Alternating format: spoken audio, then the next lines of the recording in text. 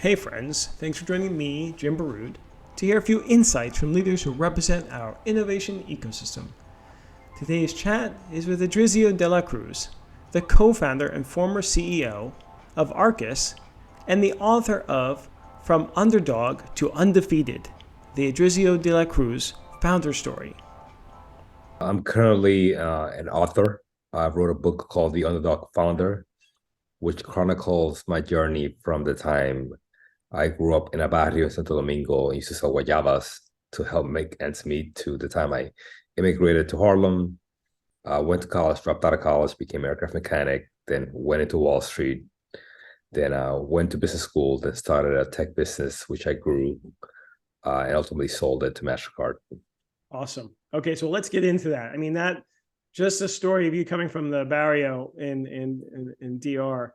Talk to us from that, that story, because it's really compelling and really just unbelievable the rise that you've taken. So talk to us about, let's start with high school or middle school before you came to the States. Sure.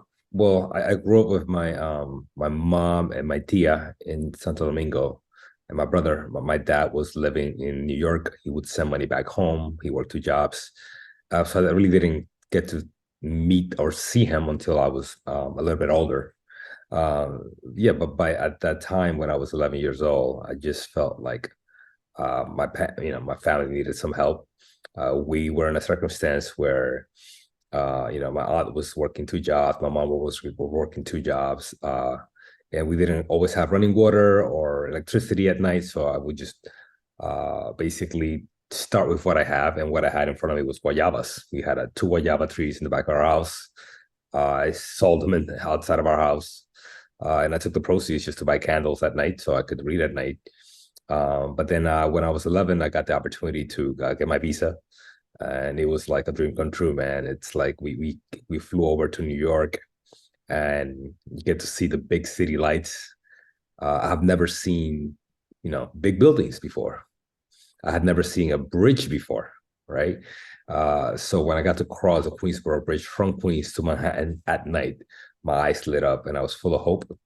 But unfortunately, the very next day, I wound up waking up in the South Bronx, which was a rude awakening.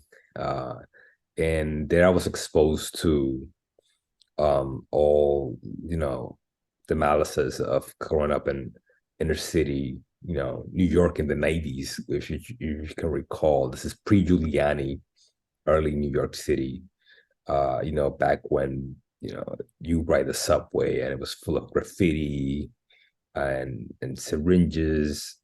And I walked outside my first day out, in the Bronx, all I see was broken glass, prostitutes, drug dealers, cops chasing people, and that was my reality for the next, few years. And I was exposed to that. I exposed to, and experienced assault, gangs. Lost my best friends to a gang.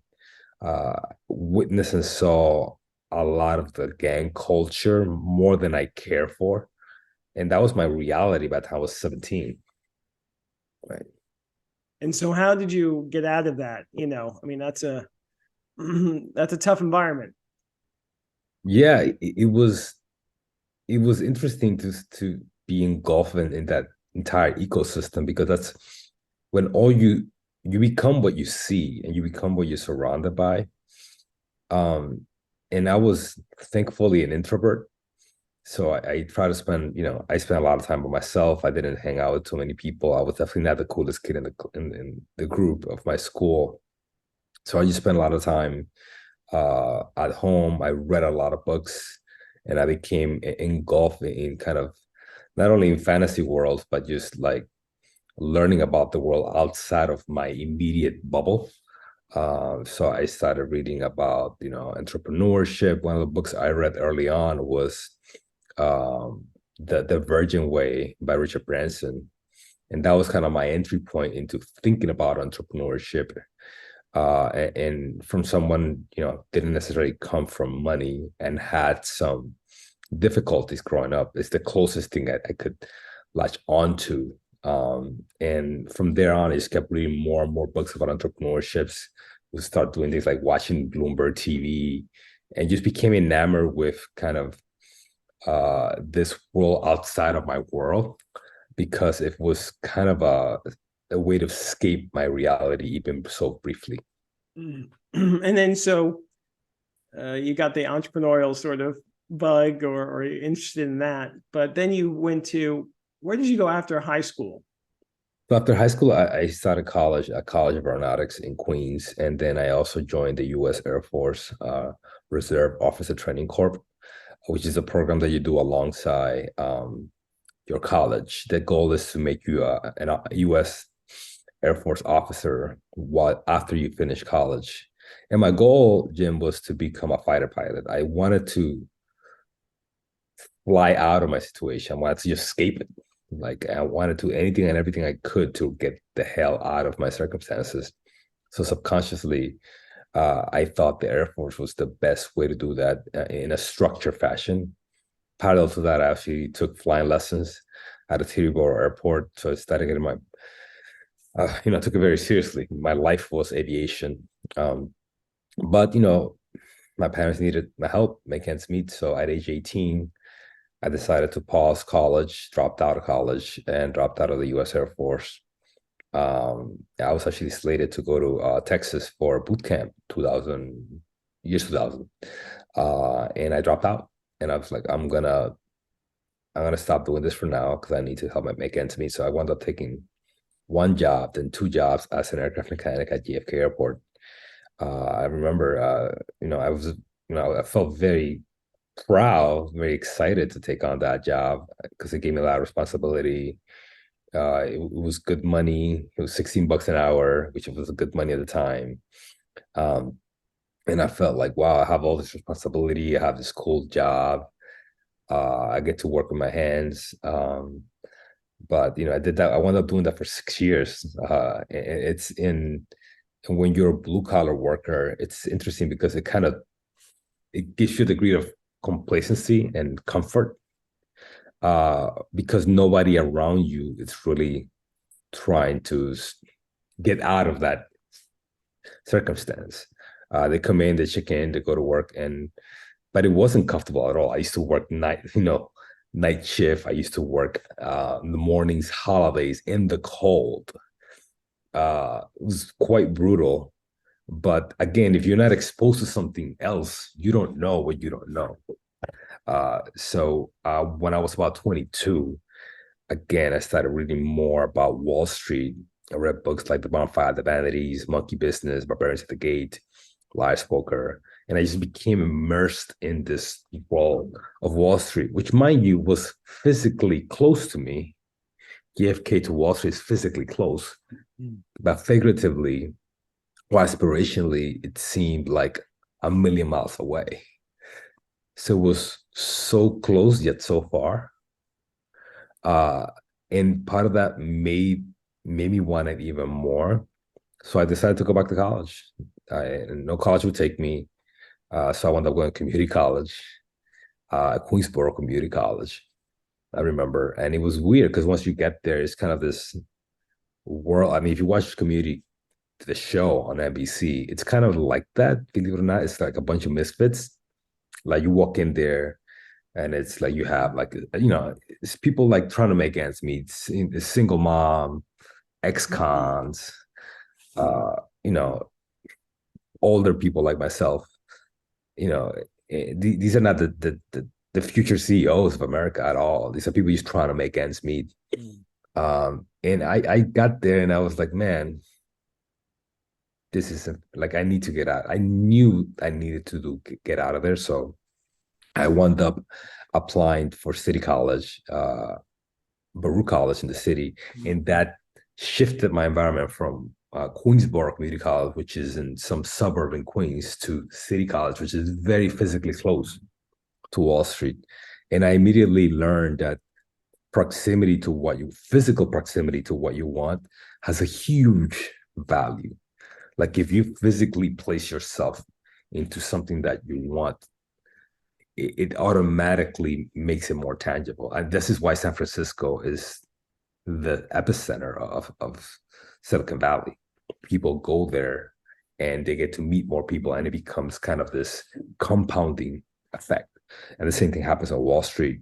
So shortly after I went to City College, I would interview in like 30 different places, got a bunch of no's, but luckily I was able to get one yes. And sometimes you need one yes to get an internship at UBS Investment Bank. Okay, so this is your transition to corporate. So talk to us a bit about that. What was that like? I mean, that's a different world, right? Yeah. Oh, totally. I mean, I remember it was 2005, and I told my supervisor at the airport, I was like, look, I got this internship on Wall Street. It's only an internship, but I'm not coming back. And he's like, yeah, you're sure? Like, yeah. Like, you've been here for 6 years. Like, you're just gonna quit for an internship? It's a couple of months. I'm like, yeah, I'm not coming back. Like, thank you. Like, here's my ID. And like, you got to go to get your ID back. It's a big deal because you got to get clearance from the FAA and the airport. Like, I'm not coming back. I don't want it. And the reason I did that, because it's like you have to burn all the bridges sometimes. If you give yourself an option to look backwards, you will never look forward. And I wanted to go out into the ocean and swim like like I like I wasn't coming back to the shore. I'm gonna swim as hard as possible. And I'm either gonna get to the other side or I'm gonna drown trying. And that was my attitude. I was fed up. I was like 25. I felt like, man, like I could do much more with my life than this. I wasn't like happy. I felt like, I'm gonna give it my all. And and it was intimidating because, imagine, being in this world where you're a blue collar worker most of your life, my quarter of my life, that shapes and molds who you are. And transitioning from that world into the most white shoe environment that exists, which is not only Wall Street, but investment banking within Wall Street, which is the upper echelon of Wall Street. I felt like very intimidated. No one looked like me. And even the very few folks that did look kind of like me sounded and talked differently, had a different vernacular, different lexicon. They definitely, were more polished. I was very rough around the edges, so to speak. That's what I was told several times. But I said to myself, man, they they may speak better than me, they may be more networked than me, they may be smarter than me, but no one will outwork me. There's no one here that will outwork me. There's no one here that wants this more than I do. And it's funny to see people that you could tell that we're just there just because that was the thing to do. There were people that, oh, I went to Princeton and I took liberal arts and I'm just trying this investment banking thing. And for me, it was like my life. Like all I wanted to do was this. And it was so obvious that a lot of these kids, this was just kind of a throwaway for them. Oh, I'm just gonna try it, see if I like it. And that made me, it made me like, wow, like it's like wherever you walk to the things I have to fly to. I have to fly to make this happen. And it just made me like want it even more, right? So lo and behold, after 3 months in UBS, I got an opportunity to work at JP Morgan in the leverage finance department, which was one of the most coveted departments within investment banking in all of Wall Street at the time because of the LBO craze happening in the mid 2000s. Because mind you, at the time there was like no Google or Square or Amazon or Apple. Like if you were a top college student, you weren't going into tech, you were going into investment banking. So it was hyper competitive. But at the same time, it also gave me kind of a front row seat into success theater. So I was able to work with arguably the smartest people in the world. And that was, well, intimidating, but also extraordinarily fulfilling because that became a real school. And I was able to understand, like, okay, this is what the bar is. Like the bar, I thought the bar was here. It was here. Like, this is how these people interact. This is how they behave. This is how they execute. This is how they carry themselves. Um, and I loved it, man. I was enamored with that degree of competition, that degree of excellence. and lo and behold, I kind of took that as stride, and that's why I wanted to, apply to business school, because I felt like all of them had come from a few programs, and I wanted to be part of that program. I wanted that environment.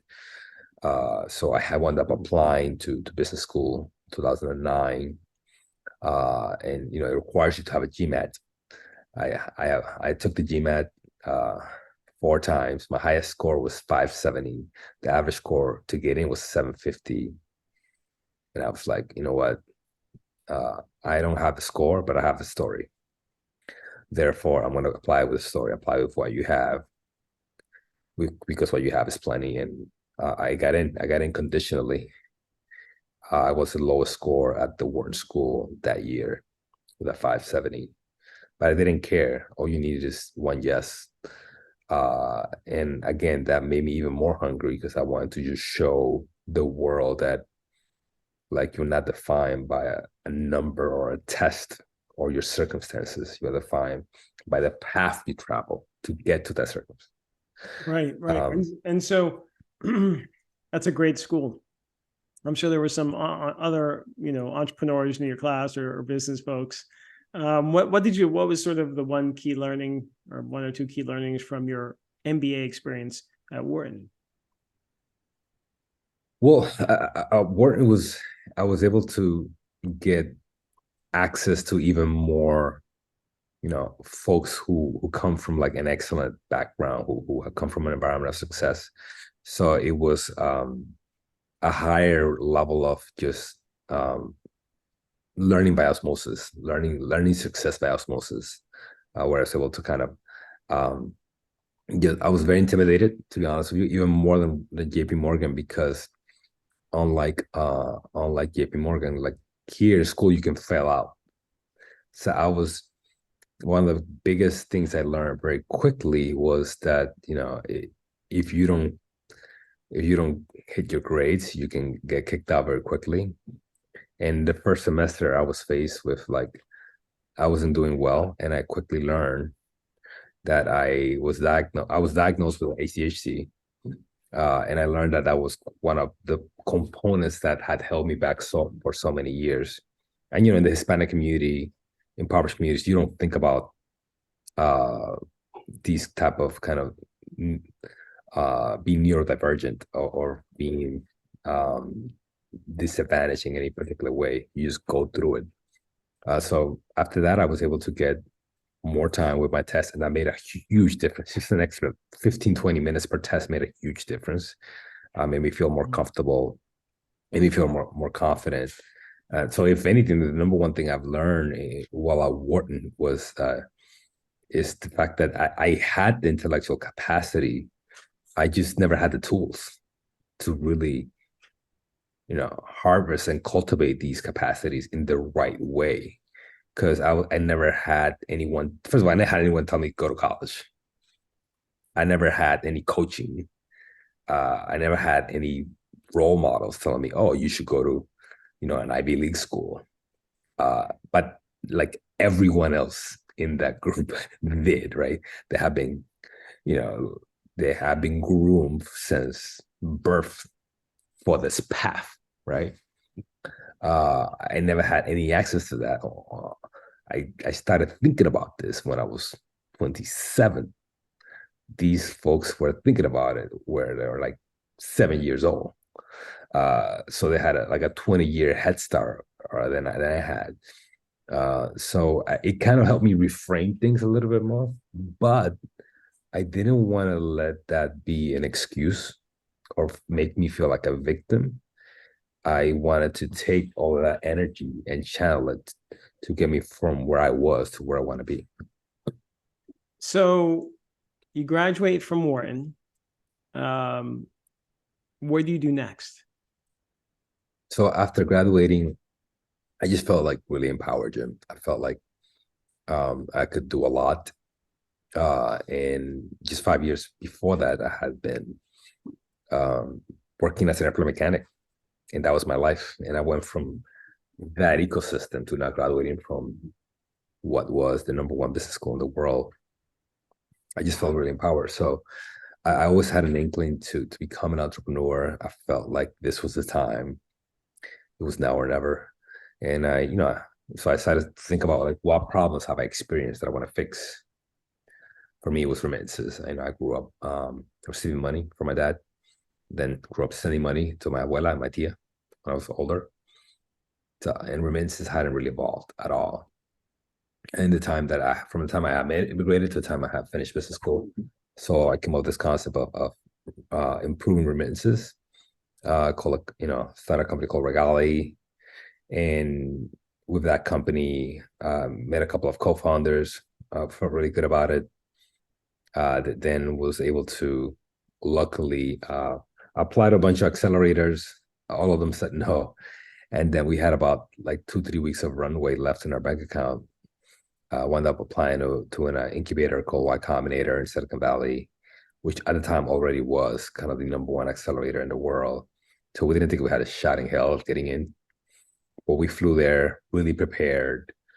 We're very excited. Then on the way back to the airport from the interview, we got the call, say, hey, you're part of the YC 2013 class. It was like, oh my God, it was like I hollered at the heavens. I was super excited. Wound up being the first Latino company to get into Y Combinator ever. It completely changed my trajectory altogether. It was really a transformative experience, not only professionally, but personally as well.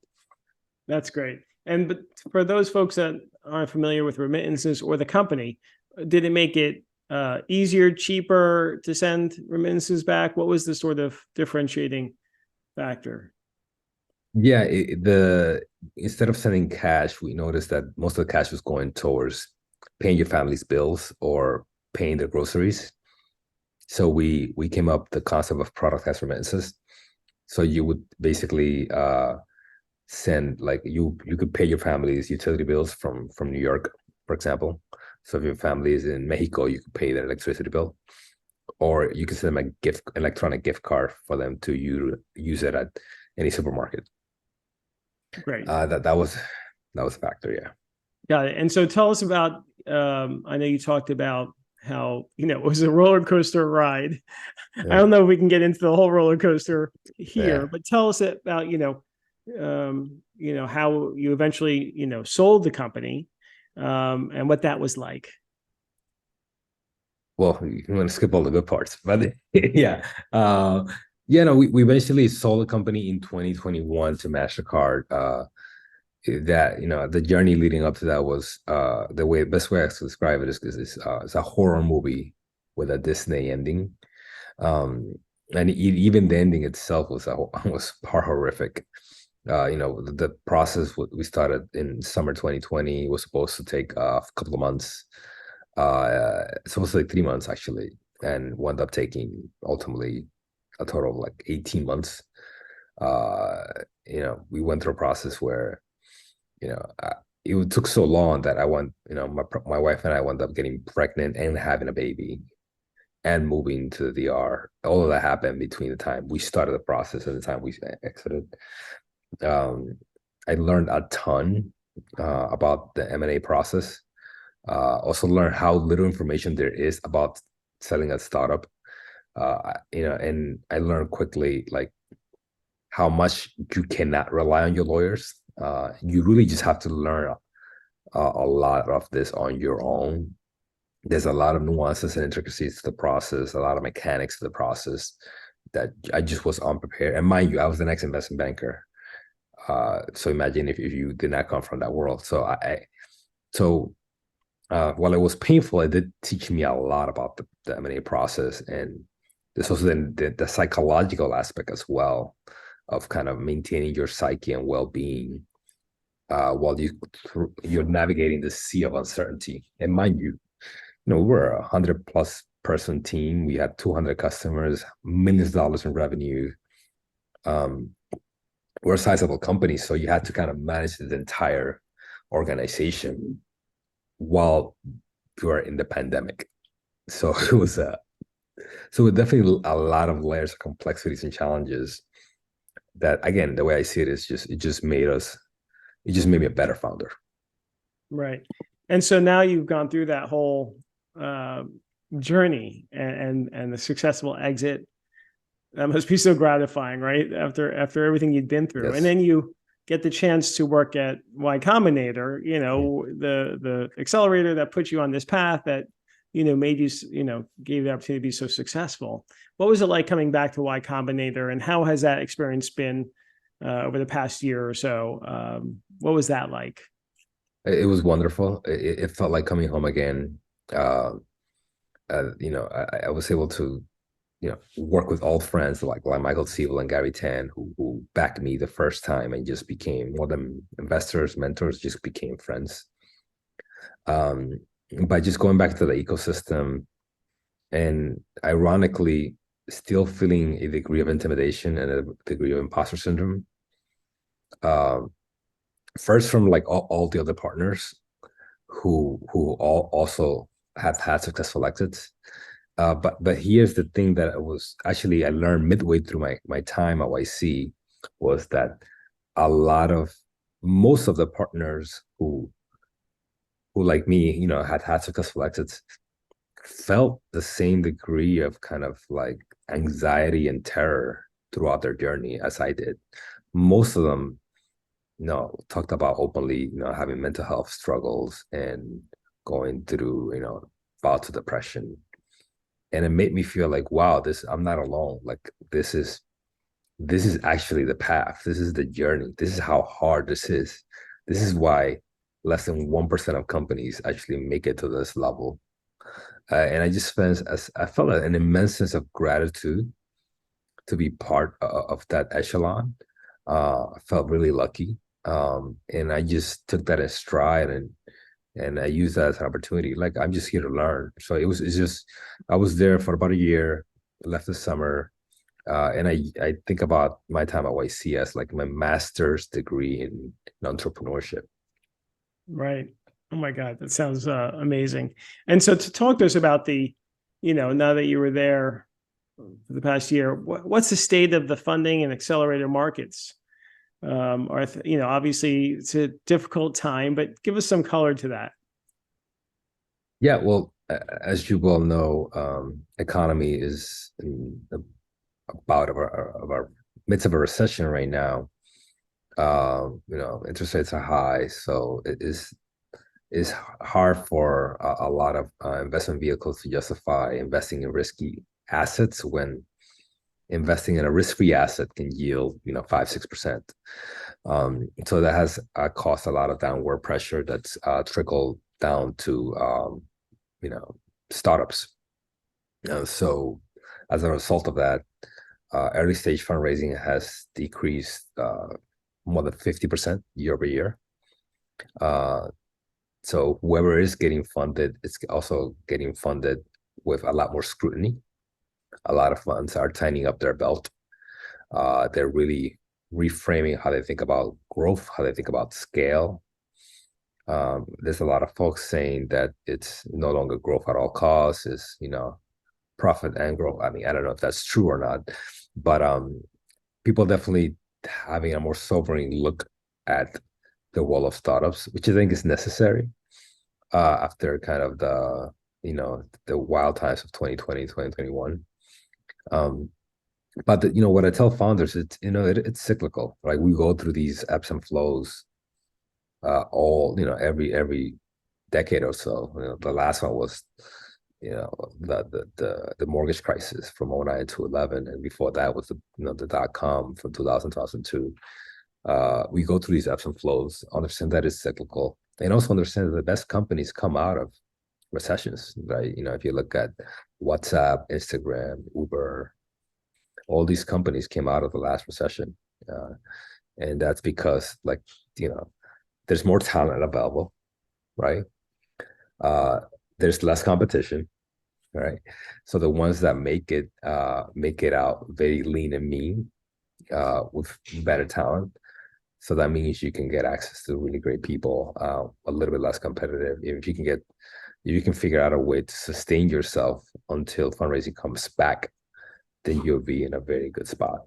Right. And so the pipeline for the Y Combinator, which you've seen over the past year, it looks it's a robust pipeline of companies that have been applying, and how do you see that those the Yeah, next I generation? mean, what it is its own kind of. It's like Harvard, right? It's like good times, bad times, middle times. Like you'll never stop getting high quality folks applying, right? And even the folks that come out will have some success in fundraising, just because like think about it, like there's money out there, it's gonna go somewhere, it's gonna go to the the top of the top. Um, but so while I was there, I it's not like there wasn't a recession, but there was less of an impact. All right. Um, but we're still kind of in the middle of that. We don't know what's going to happen. There's still a lot of uncertainty.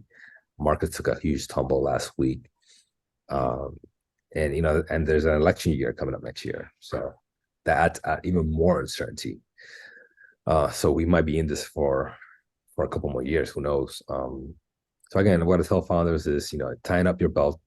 If entrepreneurship is something that you really, really want to do, think about creative ways of kind of funding your way through it. Like, maybe keep your day job, and while you're doing this, doing this at night, or try to figure out a way of use revenue to fund, like actually charge out of the gate. Right. So you might grow a little bit slower, but you give yourself a longer opportunity. Look at SBA loans or SBA programs to fund yourself. There's several. If you're a diverse founder, there's a lot of grants out there. Get creative. It's time. It's now the time. Now's the time to be innovative and creative when it comes to funding your company.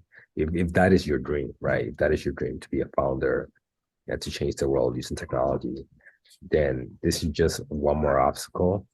But again, one of the things that I tell founders is figure out how to turn that obstacle into a huge advantage for you. And Right. eventually it will. Right. No, that's great advice. All right. So what are you doing now? You mentioned your book before. Talk to us about what's next for you. Yeah, I wrote this book called The Underdog Founder. I spent about 2 years writing it.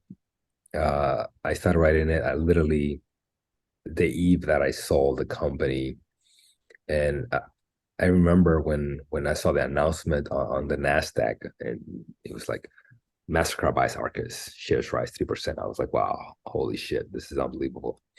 I can't believe this. Um, I just felt so overwhelmed with gratitude because for a long time I didn't think I was gonna make it. I felt like, you know, that scene in Jaws where the guy swimming towards the shore, he doesn't know he's gonna make it. I felt like I made it, like made it to the shore. I couldn't believe it. Um, and I felt like, man, there's so many things I wish I knew going into this, but not going into just a startup, but even when I was younger. And I mentioned earlier in this session that I read the book called The Virgin Way, Merchant Branson. And that gave me some color about entrepreneurship, but it really didn't paint the full picture, especially as a diverse founder. For many times, even till recently, I was the only one that looked like me. Um, I felt like I wish I had a guy that talked about all the things that I needed to do. It gave me a framework. It gave me guidance. It gave me motivation, inspiration, but a practitioner's guide to how to do this. And that's why I wanted to tell my story. I want to tell kind of the story of of everything, the things I experienced when I was young. Some of them quite horrific and tragic. I still wanted to talk about them because I think it would give people a kind of a frame from or perspective that would allow a lot of people to relate. And that's been the case. A lot of people have talked to me from every background uh, across the world, telling me how much the books impacted them. And that's quite powerful because that's what I wanted to do. It wasn't oh, this is how you start a startup. This is how you thrive and succeed in life. It's not in spite of the challenges, but because of them. Right. And so after the book tour, what do you think you might do, a few years from now? What's next after, sharing this wisdom? Right now, I'm just helping founders. So, reach out to me, look me up on LinkedIn, Edrizio De La Cruz. Right now, my goal is to spread the message of the book to as many people as possible, and have those people spread the message for me. Uh, I don't make a dime off the book, really. So it's really all about like really spreading this ethos of utilizing your obstacles and turning them into points of advantage so that you can keep stepping up your way into success. Great, great. And so, this has been a great conversation, Adrizio. We usually, do a few short questions, just one thing. So, first of all, what is one tip for entrepreneurs who are considering applying the Y Combinator? Sure. So sickness is power. Jargon is your enemy.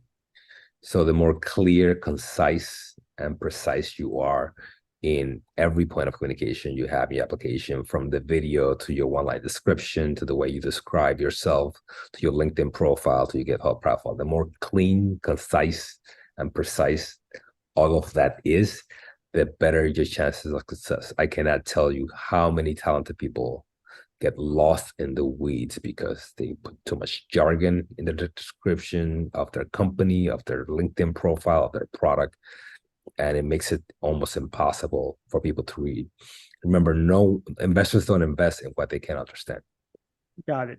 And what about the pipeline of entrepreneurial talent? How can that become more diverse? Is there anything that, the ecosystem can do? That's why I wrote the book. The way it can become more diverse, we need more success case studies that meet people where they are. And there are very, very few. I mean, there's literally like less than 10 Hispanic founders that have sold a company at sizable amount. And we need more success cases. And I bet you don't know many of them. I know 7 of them. So we need to know more success, because you can't be what you can't see. And I think in the book I highlight that in refined detail. People need to be inspired to do it, but they also need to know how to do it. And that's what I aim to do in the book. Got it. And, earlier you talked about how hard it was to sell a company, even though you came from investment banking. So what would be one tip for entrepreneurs who are thinking about selling their business? Oh, it's convoluted. It depends on optionality, right? It's all about optionality. The more optionality you have, the better your odds of success. So if you're running out of money and you have only one business that's looking at you for acquisition, you have very little optionality. But if you have enough capital in the bank and you have multiple suitors, the more optionality you have, the higher your chances. All right. I've said the best time to sell a company is when you don't want to sell. In our case, we didn't want to sell. We actually refused to sell. And that's because we were doing pretty well. And that actually made the process go a lot smoother, or as smooth as it could be, because it was rough. So the best time to sell is when you don't want to sell. Got it. Okay, this has been great. We usually end, Adrizio, with a saying or a quote that's important to you. What would you like to share? Sure. One of my favorite quotes is by the Roman Emperor Marcus Aurelius. He says, the impediment to action advances action. What stands in the way becomes the way. Nice. Got it. All right. Well, this has been great, Edrizio. Thanks again so much. Thanks for joining us. I hope you enjoyed the show. Please like it, leave a review, and subscribe. See you soon.